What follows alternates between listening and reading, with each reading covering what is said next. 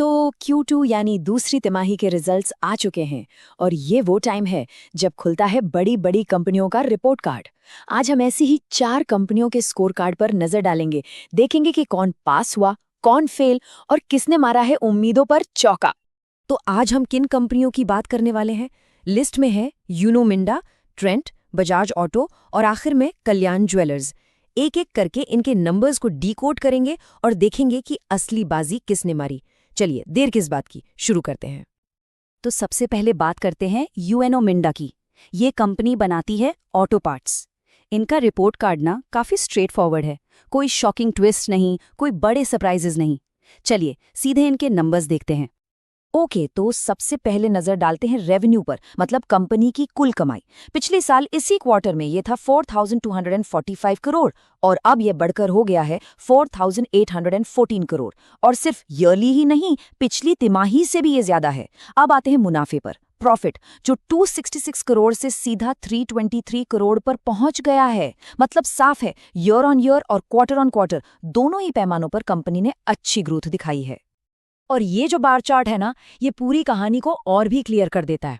देखिए, पिछले साल 266 करोड़ और इस साल सीधा 323 करोड़। ये एक बहुत ही सॉलिड हेल्दी जंप है।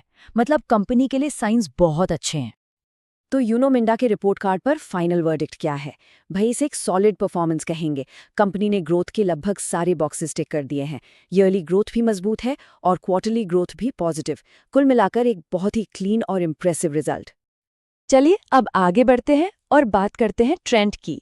ये टाटा ग्रुप की रिटेल कंपनी है और यहाँ कहानी थोड़ी सी अलग है, थोड़ी सी कॉम्प्लिकेटेड है। अच्छा, अगर हम सिर्फ साल दर साल देखें तो सब ठीक लगता है। प्रॉफिट 335 करोड़ से बढ़कर 373 करोड़ हो गया, बढ़िया है। लेकिन असली पेज तब सामने आता है जब हम इसकी तुलना पिछली तिमाही से करते हैं। पिछली तिमाही में प्रॉफिट था 425 करोड़ और इस बार ये गिरकर 373 करोड़ रह गया। ये एक नोटिसेबल डिप है। लेकिन रुकिए, कहानी यहीं खत्म नहीं होती। सिर्फ कंपनी के अपने पिछले प्रदर्शन को देखना काफी नहीं होता। असली सवाल तो ये है कि क्या इन नतीजों ने मार्केट की एक्सपेक्टेशंस को मीट किया? क्योंकि इन्वेस्टर्स के लिए असली गेम तो वहीं पर है। और इसका जवाब है एक बड़ा नहीं। मार्केट को उम्मीद थी करीब करीब 5,000 करोड़ के रेवेन्यू की और 446 करोड़ के प्रॉफिट की, और रिजल्ट क्या आया? सिर्फ 373 करोड़ का प्रॉफिट। ये एक्सपेक्टेशंस से काफी बड़ा मिस है और जाहिर है जब ऐसा होता है तो इन्वेस्टर्स निराश होते हैं। चलिए अब लिस्ट में अगली कंपनी की तरफ चलते हैं, बजाज ऑटो। इनके रिजल्ट्स की कहानी भी बड़ी इंटरेस्टिंग है। एक तरफ तो आपको दिखेगा जबरदस्त ईयरली परफॉर्मेंस, लेकिन उसके साथ साथ एक छोटा सा ट्विस्ट भी है। यहाँ जरा ईयरली प्रॉफिट का नंबर देखिए, क्या जबरदस्त जंप है। पिछले साल 1,385 करोड़ और इस साल सीधा 2,122 करोड़। ये सच में बहुत इम्प्रेसिव है।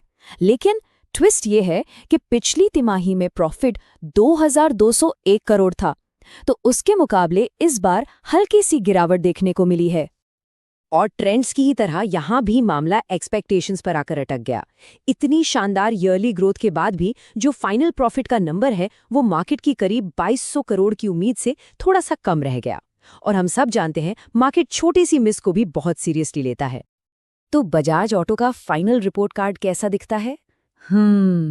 ये एक मिक्स्ड बैग है। मतलब ईयरली ग्रोथ के लिए तो पूरे मार्क्स मिलेंगे, A+, लेकिन क्वार्टरली परफॉर्मेंस में हल्की गिरावट और मार्केट एक्सपेक्टेशंस को मिस करने की वजह से कुछ पॉइंट्स जरूर कटेंगे। और अब आते हैं हमारी आज की आखिरी कंपनी पर, कल्याण ज्वेलर्स। चलिए देखते हैं कि इस जाने माने ज्वेलरी ब्रांड का परफॉर्मेंस इस तिमाही में कैसा रहा। यहाँ भी सबसे पहली जो चीज ध्यान खींचती है वो है ईयरली ग्रोथ। इनकम देखिए 6,000 करोड़ से बढ़कर 7,900 करोड़ हो गई और प्रॉफिट वो तो पिछले साल के 130 करोड़ से बढ़कर सीधा 260 करोड़ हो गया है। जी हाँ, बिल्कुल सही सुना, प्रॉफिट लगभग डबल, मतलब 130 करोड़ से सीधा 260 करोड़। ये एक एक्सेप्शनल परफॉर्मेंस है जो कंपनी की फैंटास्टिक ग्रोथ स्टोरी को दिखाता है। बस ये एक नंबर ही पूरी कहानी बयां करने के लिए काफी है। लेकिन यहाँ एक इंटरेस्टिंग डिटेल है। रेवेन्यू तो एक्सपेक्टेशन से भी बेहतर था, पर जो 260 करोड़ का प्रॉफिट है वो मार्केट के 262 करोड़ के अंदाजे से बस 2 करोड़ कम रह गया। अब इतनी छोटी सी मिस को ना मार्केट अक्सर इनलाइन परफॉर्मेंस ही मानता है, मतलब लगभग उम्मीद के मुताबिक। तो हमने चारों कंपनियों के रिजल्ट्स को एक एक करके देख लिया। अब टाइम है इन सब के रिपोर्ट कार्ड्स को साइड बाय साइड रखने का और ये देखने का कि ओवरऑल पिक्चर क्या कहती है। ये स्लाइड समझ लीजिए पूरे एनालिसिस का निचोड़ है, तो इस पर जरा ध्यान देते हैं। यूनो मिंडा एक क्लियर विनर है जिसने हर फ्रंट पर अच्छा परफॉर्म किया। ट्रेंट और बजाज ऑटो की कहानी काफी मिलती जुलती है। ईयरली ग्रोथ अच्छी है पर क्वार्टरली परफॉर्मेंस और मार्केट एक्सपेक्टेशंस दोनों जगह मात खा गए। और आखिर में कल्याण ज्वेलर्स प्रॉफिट डबल करके सबसे स्ट्रॉन्ग ईयरली ग्रोथ दिखाई, भले ही एक्सपेक्टेशन से मामूली सा पीछे रह गए। तो इन चारों रिपोर्ट कार्ड्स को देखने के बाद सबसे बड़ा सरप्राइज कौन सा रहा? क्या कल्याण ज्वेलर्स का प्रॉफिट को डबल कर देना, या फिर ट्रेंट और बजाज ऑटो का मार्केट की उम्मीदों पर खरा न उतर पाना? सोचने वाली बात है कि इस तिमाही का असली स्टार परफॉर्मर किसे माना जाए।